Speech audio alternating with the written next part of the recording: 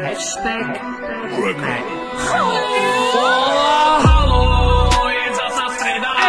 Zapni si memky, bo bude beda. To vie každý, že je to jeba.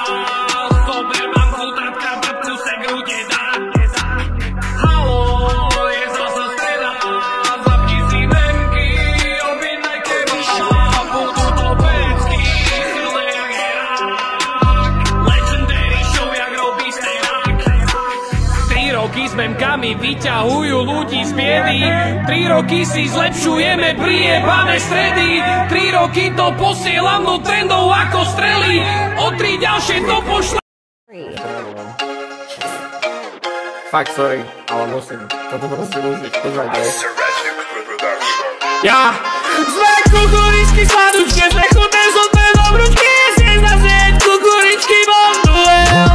Sme kukuričky sladučké, sme chudné, zlté dobručky. Si zazieť kukuričky mám duel. Ja!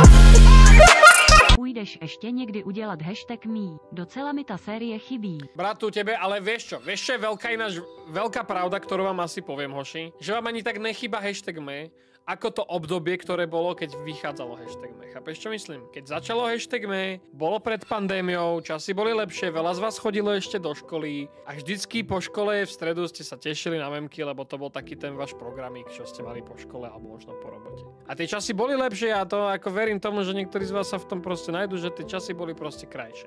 Ale realita je taká, že čas sa posunul a reálne mňa už sralo tie memky robiť z donútenia len preto, aby memky proste vyšli. A verím tomu, že drvivá väčšina z vás to na tých videách už potom videla. A ja túto prácu naozaj chcem mať rád čo najdlhšie a naozaj nechcem robiť videjka s tým, že musím urobiť video, vieš? Ja chcem mať tie videjka proste rád. A vďaka tomu, že som dičol hashtag me, tak sa to stále darí a tie videjka proste stále robím rád. Ja chápem, že veľa z vás je smutná z toho, alebo čo? Ale kámo, proste dojde niečo ďalšie, rozumieš? A proste mňa teraz fakt akože tie videjka, čo robíme, baví robiť a chceme sa s Romanom už dostať k tomu, že urobiť si aspoň 2 pravidelné série. Jedna budú samozrejme podcasty a druhá taká niečo, čo by akéby bol nástupca hashtag me.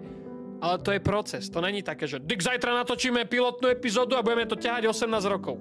Bacha na tú pravačku, si musím dať note to self. Čiže nechceme to siliť, lebo potom to bude na piču. Boli sme pozrieť v londýnskom Warner Brothers štúdiu, kde sa natáčal Harry Potter a ja vám tu teraz nechám takú minútku a pol nostalgie, užite si ju.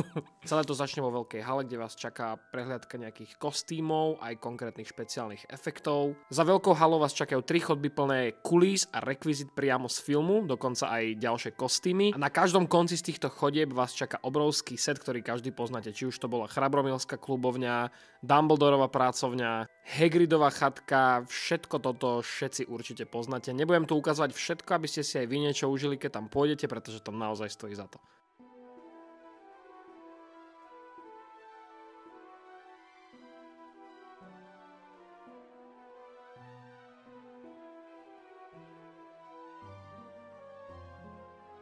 Zakázaný les bol môj osobne najobľúbenejší.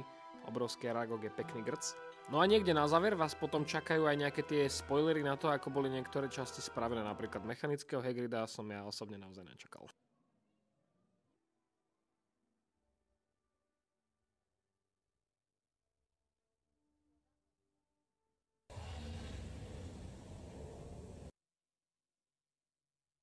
Na záver celej obliadky prejdete cez šikmú uličku hneď za Gringotts bankou, ktorá končí pri tomto obrovskom Rockforte, ktorý bol priamo použitý vo filme na také tie vzduchové šoty. Naozaj, keď chcete plán na poriadnu nerd dovolenku... Muníček, podaj doktomíkovi ručičku a buďte kamaráti a chodte si kopať.